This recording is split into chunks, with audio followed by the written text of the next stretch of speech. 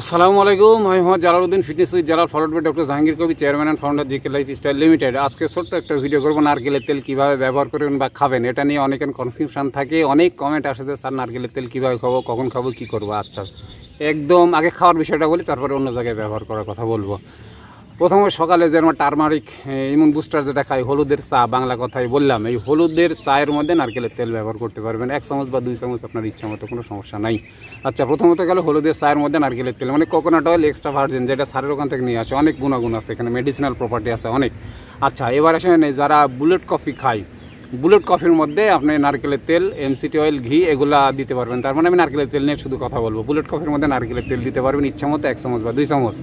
আচ্ছা, তারপরে যারা গ্রিন টি খান, গ্রিন টি যারা খান, গ্রিন টির মধ্যেও নারকেলের তেল দিতে পারবেন আপনারা আপনার ইচ্ছা মতো, সুবিধা মতো, মানে পরিমাণ মতো। আর আরেকটা কথা, নারকেলের তেলের কোনো সাইড ইফেক্ট নাই, শুধুমাত্র গ্যাস, বদহজম হতে পারে বা পাতলা পায়খানা হতে পারে, তাছাড়া কোনো সাইড ইফেক্ট নাই, ইচ্ছা মতো খাইতে পারবেন। আচ্ছা, গ্রিন টির মধ্যে দিতে পারবেন। যারা গ্রিন জুস তৈরি করেন, গ্রিন জুসের মধ্যেও নারকেলের তেল দিতে পারেন। মানে গ্রিন জুসটা তৈরি করার পরে যখন আপনি গ্লাসে নিয়ে নেবেন খাওয়ার জন্যে, তখন দিয়ে একটু মাখায় নেবেন, দিয়ে নারকেল তেল গ্রিন জুসের মধ্যে খাইতে পারবেন। ঠিক আছে, মোটামুটি এই খাওয়ার বিষয়টা বললাম। তারপরে সবচাইতে বড় যেটা, আপনি বোতল ধরবেন আর ঢক খাইয়া নেবেন, এইভাবেও খাইতে পারবেন, কোনো সমস্যা নেই। যদি আপনার পেটে সাপোর্ট দেয়, মানে পেটে যদি সহ্য হয়, বোতল মুখে ধরবেন আর খাইয়ে নেবেন, কোনো সমস্যা নেই। যে কোনো সময় যখন তখন এটা খেলে আপনার এনার্জি বাড়বে এবং ক্ষুধাটা চলে যাবে। এই তো খাওয়ার বিষয় বললাম। এবার নারকেলের তেল গায়ে মাখবেন, মানে অল টাইম গায়ে, যাদের এই যে ম্যাস্তা বলি আমরা, তারপরে এই যে সেতি রোগ, তারপরে যে কোনো আপনার এই যে বোরন বলেন, আর মুখে যারা কসমেটিক্স প্রসাধনী ব্যবহার করি তাদের জন্য বলেন, এভরিথিং বিষয়ের জন্য আপনি কোকোনাট অয়েল সমস্ত গায়ে ঘুমাবেন। রাতে ঘুমানোর সময় মুখে দিয়ে ঘুমাবেন, সকালে উঠে দেবেন, খুব সুন্দর চকচকা হয়ে গেছে। গোটা গায়ে মাখবেন, রোদে যাবেন নারকেলের তেল মেখে। আচ্ছা, আর আরেকটা সবচেয়ে বড় ব্যবহার, যেটা সবচেয়ে ভালো হয়, আপনার যে অয়েল পুলিং, মানে মুখের মধ্যে তেল নিয়ে কুলকুচি করা, কুলি করে ফেলে দিয়ে সকালবেলা বা রাতে ঘুমানোর আগে। আচ্ছা, এটা করা যায়। তারপরে কি, আপনি ঘুমাইতে যাচ্ছেন, আপনি খালি পেটে ঘুমাবেন, তো ব্রাশ করে সুন্দরভাবে, ব্রাশ করবেন কী করে, ওই যে বেকিং সোডার কোকোনাট অয়েল দিয়ে একটা পেস্ট তৈরি করে ওটা দিয়ে তো ব্রাশ করবেন। বেকিং সোডার কোকোনাট অয়েল দেখছেন, বেকিং সোডা কোকোনাট অয়েল দিয়ে পেস্ট তৈরি করে ওটা দিয়ে ব্রাশ করবেন। ব্রাশ করে আপনি যখন ঘুমাইতে যাবেন, তখন 1 চা চামচ কোকোনাট অয়েল মুখের মধ্যে নিবেন, বা 1/2 চা চামচ কোকোনাট অয়েল মুখের মধ্যে নিয়ে ঘুমিয়ে যাবেন। ওটা ঘুমের করে আপনার পেটের মধ্যে চলে যাবে। এই কাজ করবেন, তাহলে মুখের ব্যথা, মাড়ির ব্যথা, দাঁতের ব্যথা সব চলে যাবে, মুখের গন্ধও চলে যাবে। হচ্ছে কোকোনাট অয়েলের ব্যবহার। তারপর আরও ব্যবহার আছে, যারা মা বোনেরা রান্না করেন, সেঁকা লাগে রান্না করতে গিয়ে, ওখানে দিবেন।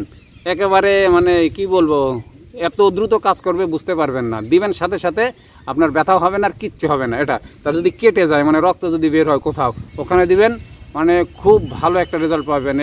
এর সাথে ভালো কি বলবো, অ্যান্টিসেপটিক নাই।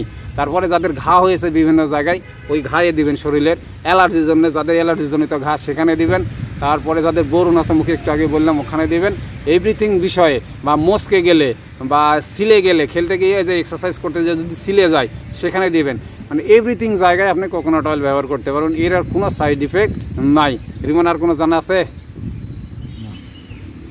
আব্দুল আহমেদ, মানে নারিকেলের তেল এমন একটা জিনিস, আরও বিষয় আছে। এই নারিকেলের তেল কিন্তু কড়াইতে দিবেন না, মানে চুলাই দিবেন না, রান্না করার ক্ষেত্রে এটা ব্যবহার করা যাবে না। এখানে হিটিং প্রসেসে গেলে এনজাইম পুড়িয়ে নষ্ট হয়ে যাবে, মেডিসিনাল প্রপার্টি নষ্ট হয়ে যাবে।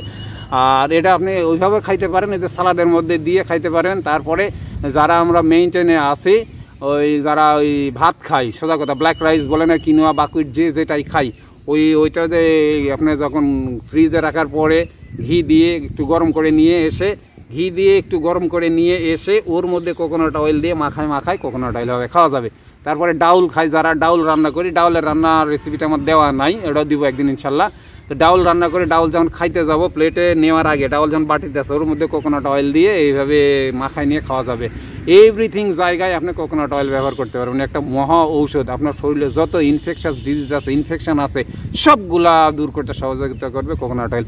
এর বাইরে কারো কিছু যদি জানা থাকলে কমেন্টে বলে দেবেন, তাহলে আরেকজনের কাজে লাগবে। আর এই ভিডিওটা মনে করেন যদি কাজে লাগবে, তাহলে একটু শেয়ার দিয়ে দেন, কষ্ট করে, আরেকজনের উপকার হবে। এটুকুই কথা হচ্ছে একটাই, আপনি জানবেন, আপনি মানবেন, আপনি সুস্থ থাকবেন, আপনি লাইফটা এনজয় করবেন। সো যার স্বাস্থ্য তার সম্পদ, be healthy and keep healthy. আসসালামু আলাইকুম।